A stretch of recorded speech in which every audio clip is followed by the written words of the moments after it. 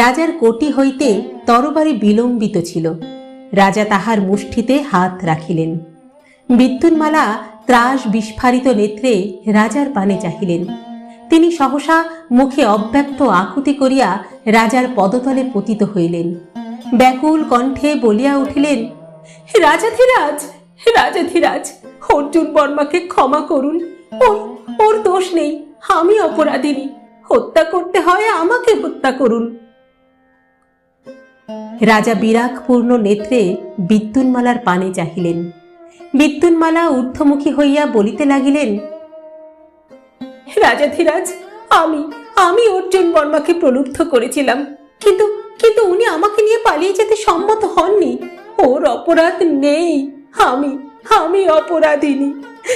আমাকে দণ্ড দিন রাজাধিরাজ, দণ্ড দিতে হয় আমাকে।